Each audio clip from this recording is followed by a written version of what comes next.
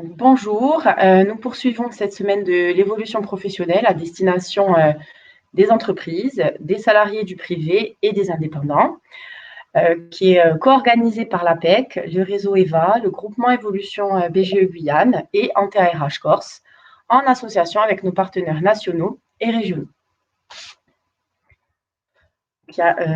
Vous avez la possibilité de poser vos questions via l'onglet questions et nous y répondrons en fin de webinaire. Et vous avez également la possibilité de chatter avec ma collègue que je vous présenterai tout à l'heure, donc pendant le webinaire.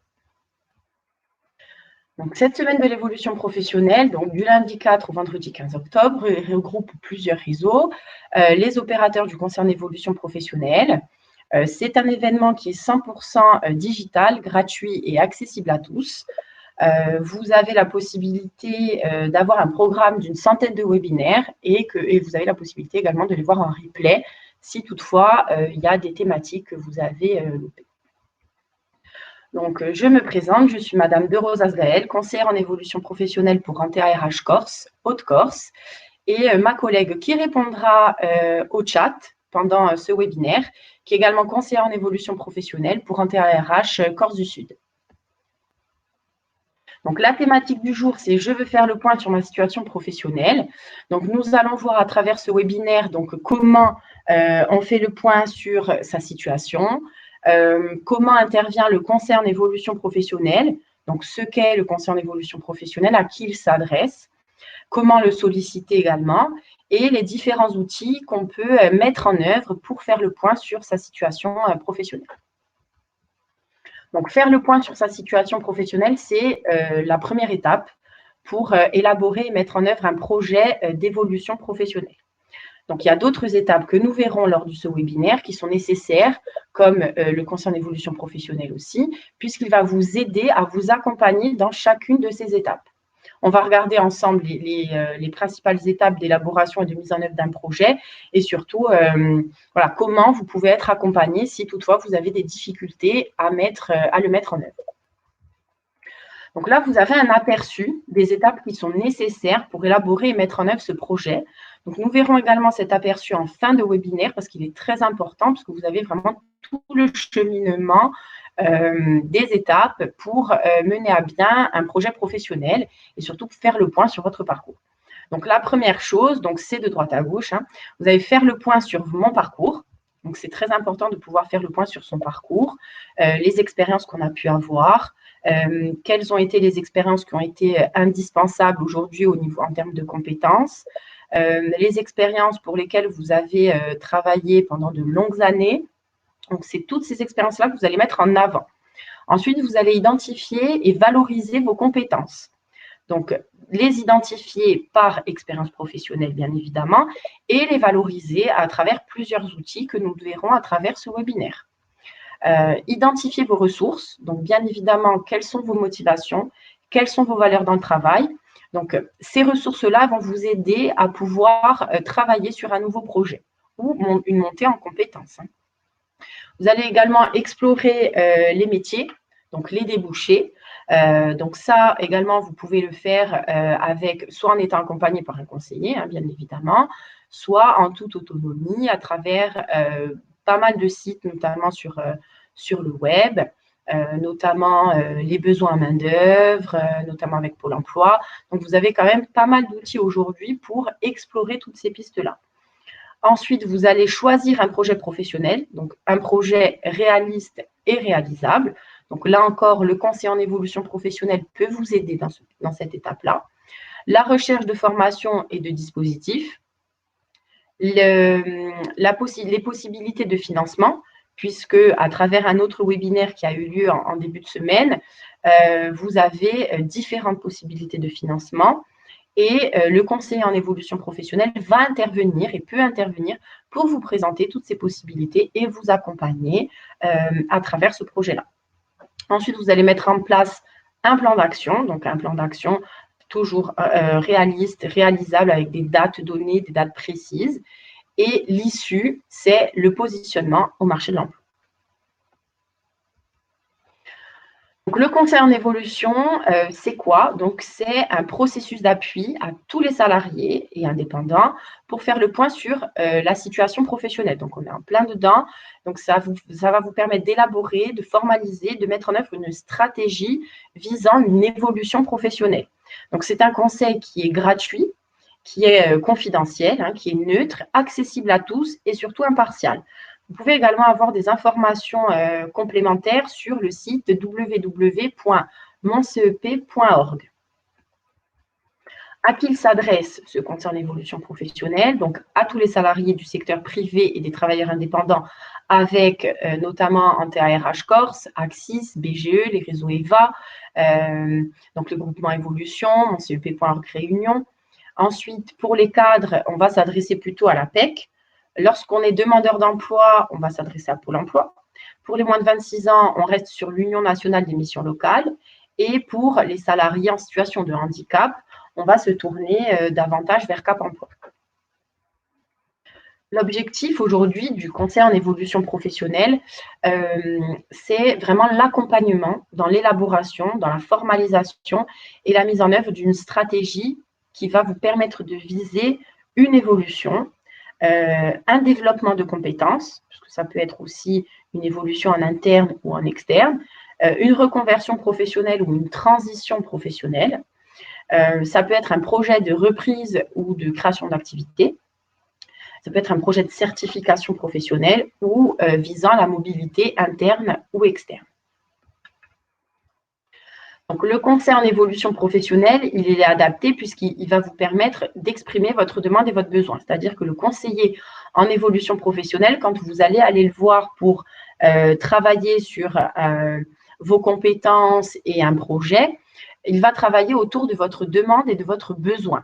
Donc, vous allez pouvoir accéder à un premier niveau d'information sur différents métiers, sur l'offre de formation de votre région ou du projet que vous envisagez, sur l'environnement professionnel ou sur les dispositifs de financement.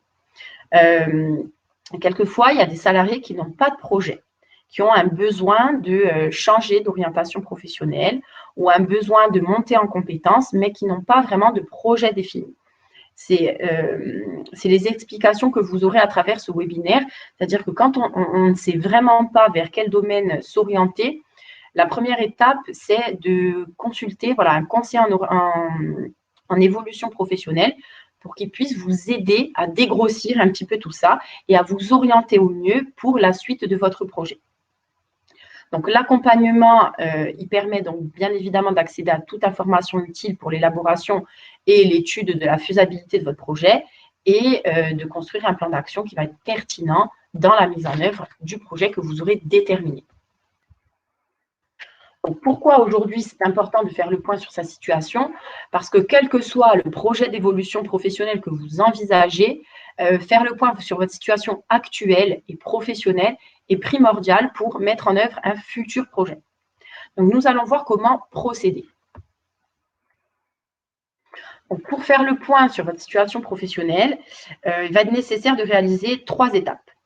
Donc, on va faire le point sur un parcours donné, un parcours sur lequel vous avez travaillé pendant des années ou pas. Identifier et valoriser vos compétences, qu'elles soient professionnelles, qu'elles soient personnelles. On va vraiment identifier toutes les compétences. Parce que ça peut être également des compétences transférables sur lesquelles on peut travailler. Et ces compétences transférables, on n'y pense pas toujours, mais aujourd'hui, c'est vraiment quelque chose qui peut être intéressant dans le cadre d'une réorientation. Vous allez également identifier les ressources, donc votre personnalité, les éléments de votre motivation, vos valeurs dans le travail, vos valeurs professionnelles, vos valeurs personnelles. Donc, tout ça va être étudié. Vous allez pouvoir faire le point sur toutes ces choses pour pouvoir faire le point sur votre situation. Donc, la première étape, c'est faire le point sur son parcours. Donc, cette étape-là, elle doit vous permettre d'analyser vos expériences significatives, donc, c'est-à-dire selon la durée, un emploi dans lequel vous avez travaillé pendant 10-15 ans a forcément des compétences significatives à mettre en avant. Les compétences acquises et surtout la plus-value. Cette étape, elle va également vous permettre de prendre du recul sur chacune de vos expériences professionnelles et extra-professionnelles. J'insiste beaucoup sur le extra-professionnel parce qu'aujourd'hui, on a des loisirs, on a des hobbies, des passions. et ces loisirs-là peuvent intervenir également professionnellement. Cette étape, elle va également vous permettre de dégager le fil rouge de votre parcours et surtout de se préparer à une réponse à la question « Présentez votre parcours ». Donc, on va le voir durant le webinaire, il est très important de travailler un pitch de présentation. Aujourd'hui, quand vous allez avoir des entretiens d'embauche, surtout quand on a travaillé très longtemps dans une entreprise et qu'on n'est plus sur le marché, il est toujours difficile et un peu stressant de se prêter au jeu de l'entretien d'embauche.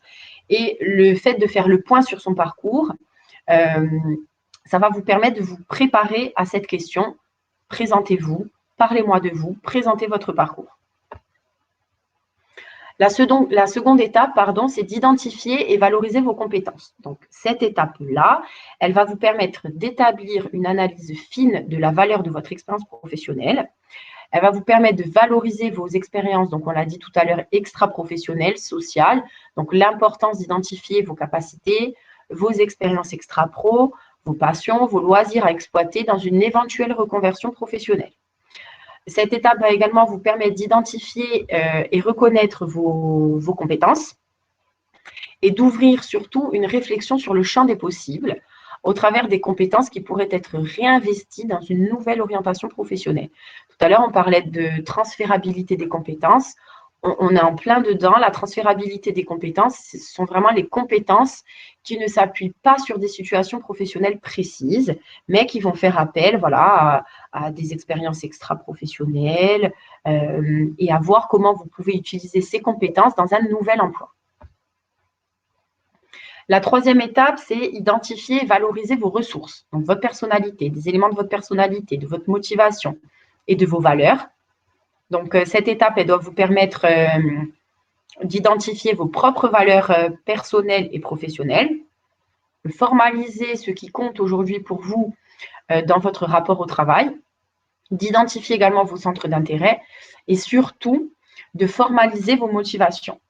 Ce qui va être important quand on cherche à identifier un projet ou faire le point sur sa situation professionnelle, c'est de réfléchir à ses motivations et savoir aujourd'hui, est-ce que vous êtes encore prêt à faire des concessions que vous avez faites par le passé, oui ou non. Donc, quels sont les éléments qui vont motiver une nouvelle recherche d'emploi, une nouvelle formation ou une montée en compétences. Au niveau du conseiller en évolution professionnelle, toujours, quand vous allez prendre contact avec un conseiller en évolution professionnelle, il va vous guider dans une réflexion.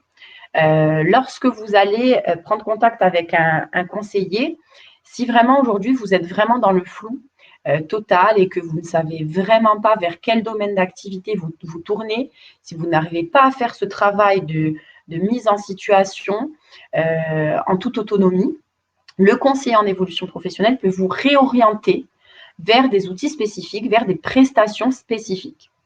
Donc, il va vous orienter vers des outils qui sont plus adaptés à vos projets ou à l'émergence d'un projet.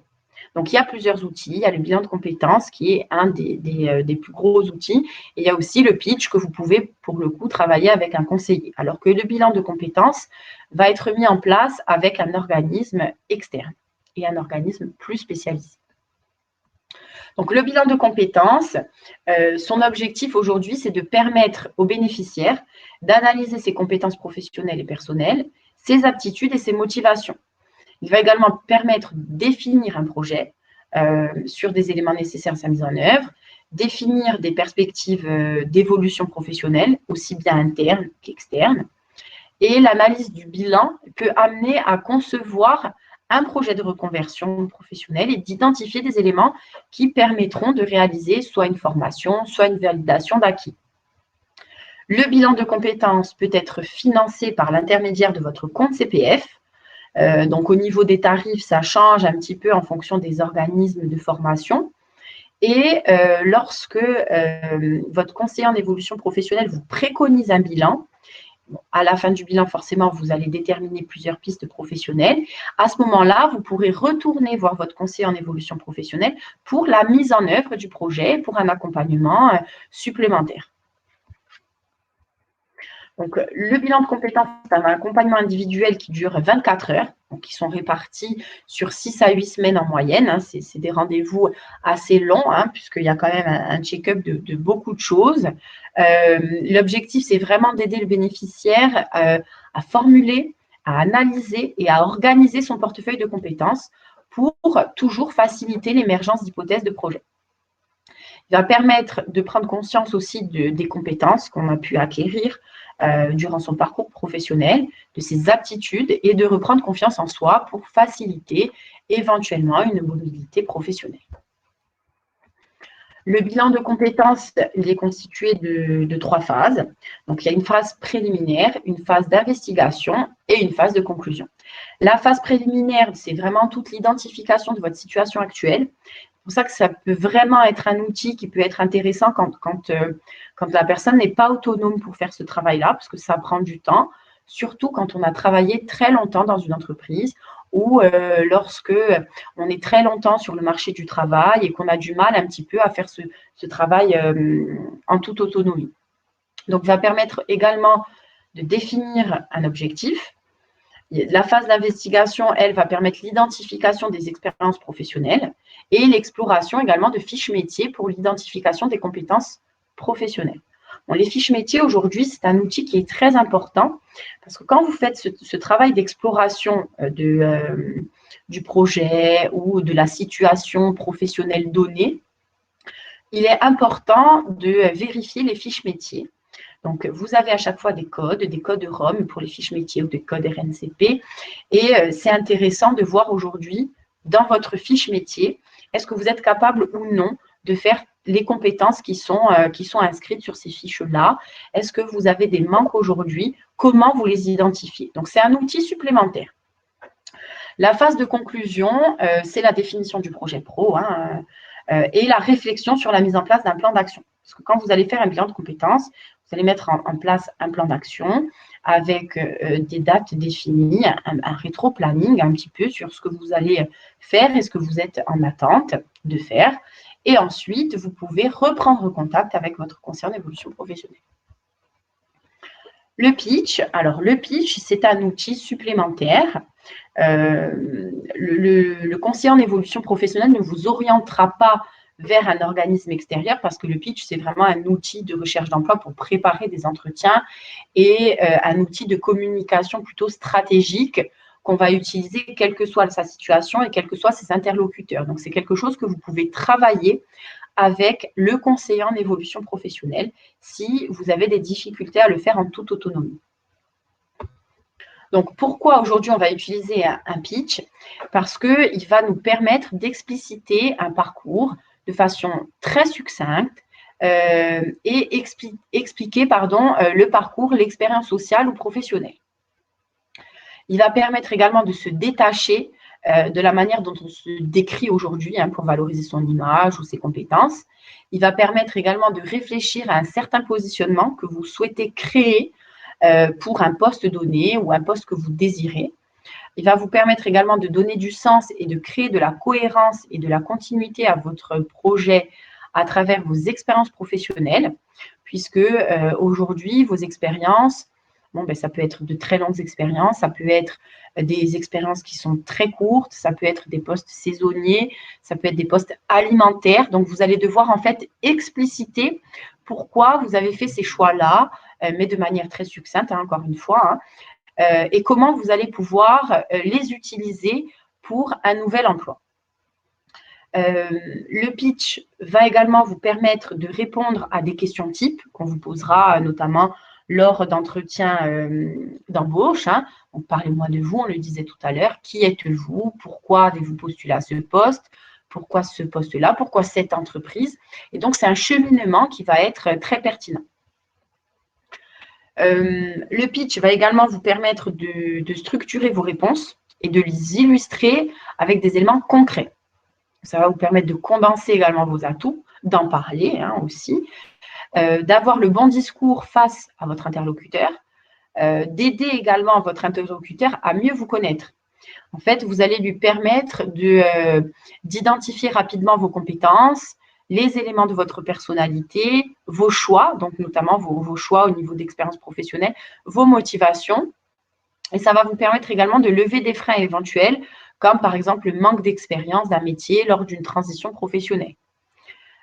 Comme je le disais tout à l'heure, ça arrive qu'on ait des postes plus alimentaires ou des postes finalement ou de remplacement où on n'est pas resté très longtemps dans une expérience professionnelle. Et donc, le pitch va vous permettre de parler de tout ça, mais avec un cheminement, avec un fil rouge de toutes vos expériences. Et bon, bien évidemment, ça va vous permettre de vous positionner avec succès et justesse dans votre projet professionnel. Il y a des règles quand même pour réussir son pitch. Donc, le conseiller en évolution professionnelle, bon, lui, va vous recadrer si besoin. Mais c'est vrai que quand on souhaite le faire en toute autonomie, en tout cas pour dégrossir un petit peu avant votre rendez-vous, vous pouvez repenser votre parcours, brainstormer sur des réalisations qui ont été marquantes et réussies dans votre parcours. Donc, l'idéal, c'est de lister un petit peu les réalisations qui ont été marquantes pour réfléchir à un futur projet, à la valeur ajoutée que vous avez pu amener à vos expériences professionnelles et votre capital compétences. En fait, ce que vous avez à vendre, tout simplement. Le pitch, donc, c'est vraiment une façon simple de travailler sur des réalisations, de reprendre chacune de vos expériences professionnelles ou personnelles aussi, ou extra-professionnelles. Donc, ça va être vraiment intéressant parce que ça va vraiment vous permettre de faire le point sur tout ce que vous avez pu faire. Pour réussir son pitch, il faut se poser les bonnes questions. Donc, les questions sur lesquelles vous allez tourner vont être vraiment quelles sont les réalisations dont aujourd'hui vous êtes le plus fier, pour lesquelles on a été fier de vous aussi dans une expérience professionnelle, dans un emploi, dans un poste, dans une expérience. Quelles sont les belles choses que vous avez pu réaliser, faire? Est-ce que c'était en équipe? Est-ce que c'était en toute autonomie? Pourquoi en êtes-vous fier? C'est-à-dire quel était le contexte? Quels étaient les enjeux, le périmètre d'action, surtout les contraintes? Comment vous avez pu faire ce cheminement? Comment vous avez procédé? Qu'avez-vous fait pour le mettre en place? Quels résultats avez-vous obtenus? En combien de temps?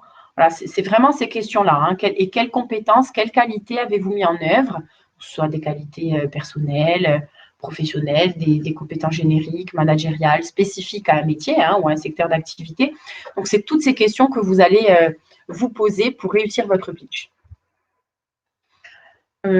Ensuite, vous allez créer un cadre avec le poste désiré.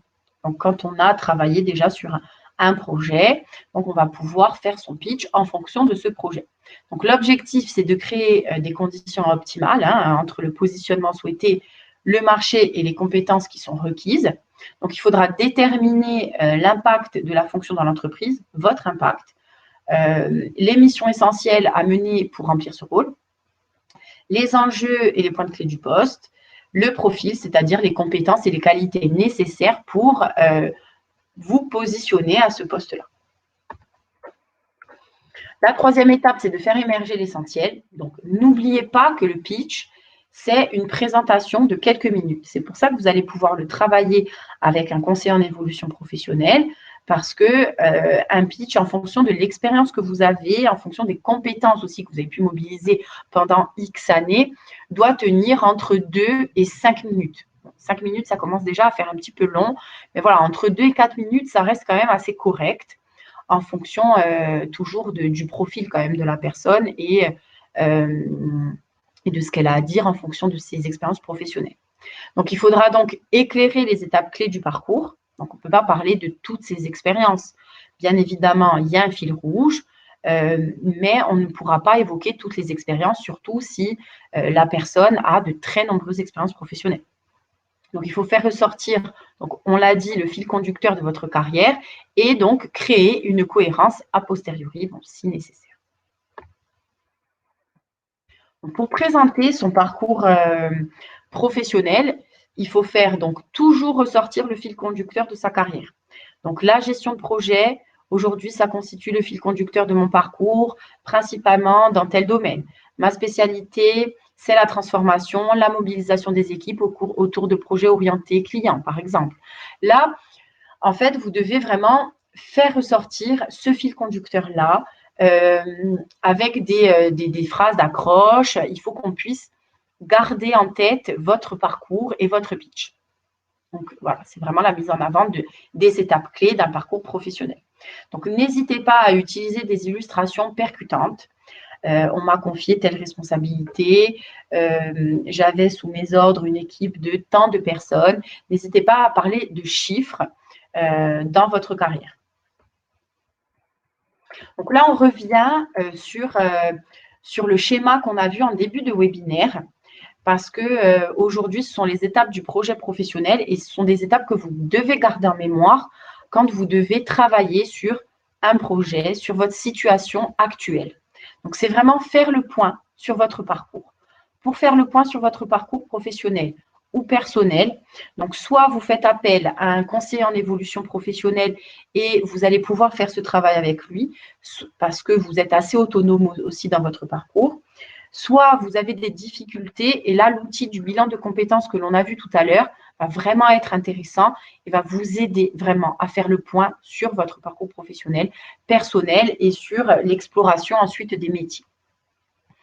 Donc, ce travail-là, faire le point sur votre parcours, va vous permettre d'identifier, de valoriser vos compétences professionnelles ou personnelles, d'identifier vos ressources, vos motivations, vos valeurs, ce que vous souhaitez faire aujourd'hui, ce que vous ne voulez plus faire, pourquoi, comment, est-ce qu'aujourd'hui vous avez des freins. Donc, c'est des choses qu'il faudra prendre en considération. L'exploration des métiers et des débouchés, c'est un travail que vous allez faire avec le conseiller en évolution professionnelle. Le conseiller en évolution professionnelle a des outils, va vous orienter, va vous aider à explorer ces métiers-là.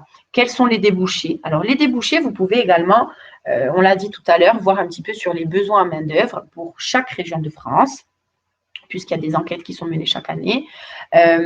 Vous pouvez également avoir une liste de métiers en tension sur les sites de transition pro de votre région. Donc, ce cheminement-là va vous permettre ensuite de choisir un projet professionnel. Vous pouvez avoir des pistes principales, des pistes prioritaires ou des pistes secondaires. C'est toujours mieux d'avoir plusieurs pistes au cas où si la première n'aboutit pas pour X ou Y raison. Ce que vous allez faire également avec le conseiller, c'est la recherche de formation. La recherche d'une formation dans votre région ou autre, d'un dispositif. Ça va vous permettre vraiment de garder ce fil-là, d'avoir vraiment un projet construit avec votre conseiller. Ensuite, avec le conseiller toujours, vous allez étudier les possibilités de financement. Bon, comme je l'ai dit précédemment, il y a d'autres webinaires qui ont travaillé sur ces thématiques-là de possibilités de financement que votre conseiller connaît de fait. Donc, n'hésitez pas à prendre contact avec un conseiller si vous avez déjà ce cheminement-là et qu'il vous manque justement ces possibilités de financement. Vous allez également travailler avec un plan d'action, donc un plan d'action qui va être réaliste, réalisable, et ensuite pour le positionnement, bien évidemment, sur le marché de l'emploi ou une création d'entreprise aussi. Pour prendre un rendez-vous avec un conseiller en évolution professionnelle, il ne faut pas hésiter. Des fois, on se dit que ce n'est pas utile, que vous savez où vous voulez aller, que vous n'avez pas besoin d'aide, mais en sachant que c'est un service qui est complètement gratuit, il ne faut vraiment pas hésiter à nous contacter pour avoir des conseils supplémentaires, pour essayer de voir si votre projet est viable. Donc, vous pouvez prendre rendez-vous via le site www.moncep.org par l'intermédiaire de « Je m'informe et je prends rendez-vous ». Donc, je le rappelle, c'est un service qui est accessible à tous, qui est gratuit et surtout qui est personnalisé. Et vous allez le retrouver partout en France. Donc, n'hésitez pas à contacter vraiment un conseiller. Voilà, donc je vous remercie pour votre écoute. C'est la fin donc, de ce webinaire. Je vous retrouve bien évidemment pour répondre à vos questions en direct et accompagnée de Madame Sachet qui a répondu au chat pendant ce webinaire. Donc, n'hésitez pas, je le rappelle, à consulter un conseiller en évolution professionnelle. Merci.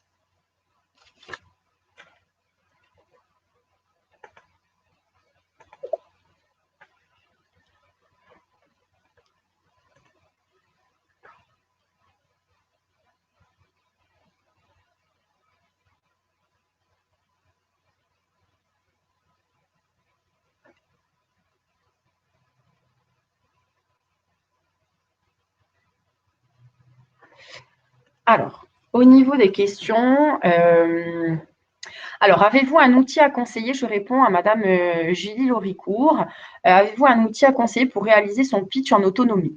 Alors, vous avez plusieurs sites Internet qui peuvent vous aider à faire ce pitch-là. Mais l'idéal, c'est que c'est vrai que si vous gardez ce webinaire, vous avez vraiment toutes les étapes. Et pour le coup, ça peut vraiment être intéressant. Après, vous avez des exemples. N'hésitez pas à le travailler en toute autonomie et après à le montrer, pourquoi pas, à un conseiller en évolution professionnelle. Donc là, ça peut être vraiment intéressant en gardant vraiment toutes les questions que vous devez vous poser en conservant ce webinaire. Donc pour le coup, essayez de télécharger et de noter les questions en replay. Madame Crouchet, donc bonjour, il y a un grand nombre d'organismes qui proposent des bilans de compétences. Comment le choisit-on? Alors aujourd'hui, c'est vrai qu'il y a beaucoup d'organismes de formation qui proposent des bilans de compétences. N'hésitez pas à prendre contact avec plusieurs organismes et à rencontrer plusieurs conseillers. Donc, ils vont vous donner les étapes du bilan, puisque c'est vrai que chaque organisme a un petit peu sa méthode. Donc, n'hésitez pas à contacter plusieurs organismes, plusieurs conseillers, et de voir avec quel conseiller vous vous sentez le plus à l'aise. Parce que c'est quelque chose qui va être très important. Vous allez voir ce conseiller pendant 6 à 8 semaines. Vous allez lui confier des choses sur votre expérience personnelle et professionnelle. Donc, c'est très important de se sentir bien avec le conseiller. Après, vous avez des bilans de compétences qui durent 24 heures. Bon, c'est la durée classique. Mais aujourd'hui, il y a aussi des bilans de compétences on appelle ça des bilans de compétences modulaires, qui permettent de travailler sur toutes ces étapes-là en moins de temps. Donc, ça peut être 10 heures, 12 heures, parce qu'on va aussi se caler avec l'enveloppe budgétaire que vous avez dans votre compte personnel de formation. Voilà, donc je pense avoir répondu à toutes les questions, sauf si vous en avez d'autres. Donc, n'hésitez pas, je suis à votre disposition.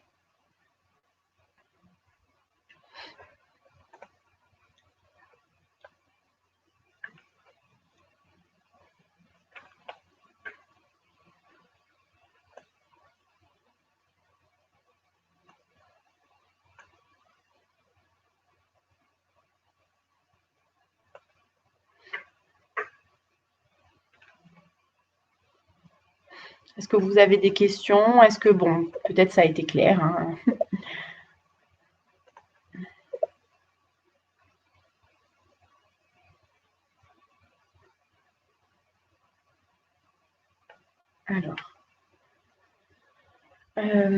Alors, Madame Kira, bonjour, les conseils peuvent-ils nous aider dans un projet d'entreprise, dans un secteur jeune à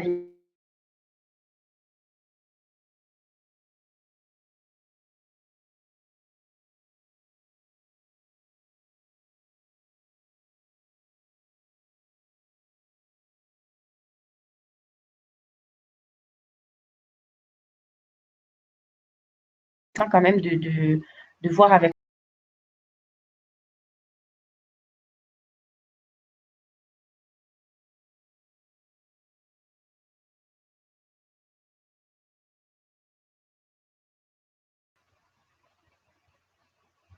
Alors, on a été coupé, je pense. Donc, je reprends un petit peu. Donc oui, même dans un projet d'entreprise, de création ou de reprise d'entreprise, le conseiller en évolution professionnelle va pouvoir vous accompagner. Alors, dans un CV, est-ce qu'on doit noter que nous sommes en situation de handicap suite à un accident de travail?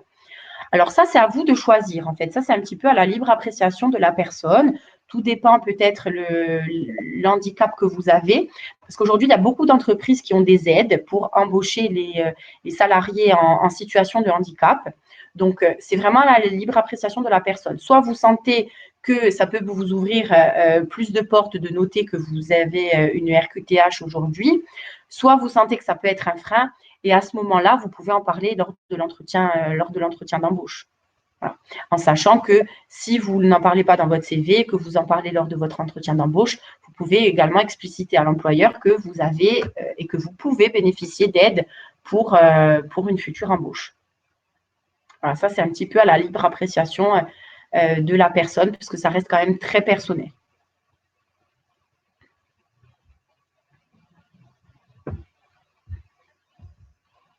Alors, est-ce que vous avez d'autres questions par rapport à ça? Ou est-ce que je vous en prie?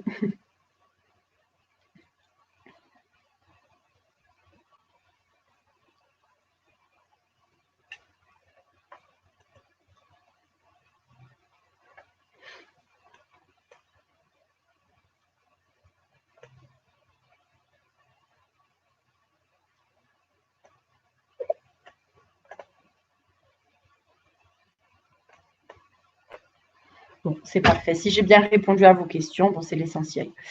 Alors, y a-t-il des sites qui peuvent nous aider à lister nos qualités, compétences professionnelles et extra-professionnelles? Alors, au niveau des compétences, tout à l'heure, je vous parlais des fiches métiers, des référentiels métiers. Donc, il y a plusieurs fiches métiers, hein, d'ailleurs, on s'y perd un petit peu. Mais je trouve que les fiches métiers de Pôle emploi, on appelle ça aussi fiches ROM, ROM comme la ville, hein, sont quand même assez bien faites. Et donc, vous avez un listing de compétences professionnelles que vous pouvez utiliser, notamment pour faire le point sur votre situation, pour refaire aussi un CV, hein, parce que ça peut vous aider aussi par rapport à ça. Mais vraiment, téléchargez plusieurs fiches ROM, fiches métiers de Pôle emploi. Et vous verrez que vous allez avoir quand même pas mal d'informations là-dessus. Parce que des sites, il y en a vraiment beaucoup. Et là, pour le coup, les compétences sont très bien listées. Donc, n'hésitez pas à aller sur ces sites-là. Donc, Pôle emploi, fiche ROM, fiche métier ou fiche ROM. Voilà, vous tapez un petit peu les deux sur Google et ça va être le premier site que vous allez avoir. Et vous pouvez avoir accès sans être demandeur d'emploi. Hein. Ça, ne vous inquiétez pas là-dessus. Hein. Simplement des fiches d'information. Hein.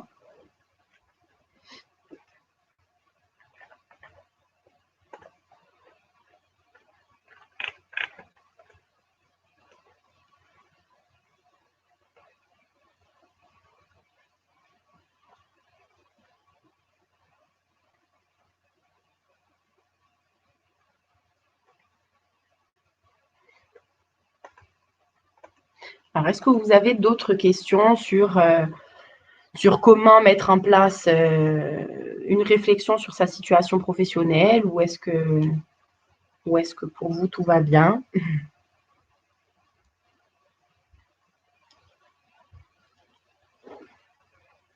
Bon, en sachant que le webinaire est disponible, cette présentation est disponible en replay. Je vois aussi que vous l'avez également en PowerPoint, donc vous pouvez regarder un petit peu toutes les questions à se poser quand on veut vraiment faire le point sur sa situation. N'hésitez pas. Hein.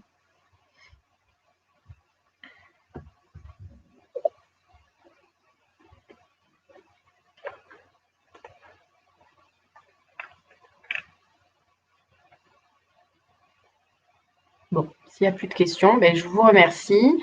Merci d'avoir participé à ce webinaire et n'hésitez pas à voir le replay si vous avez besoin de plus ample information.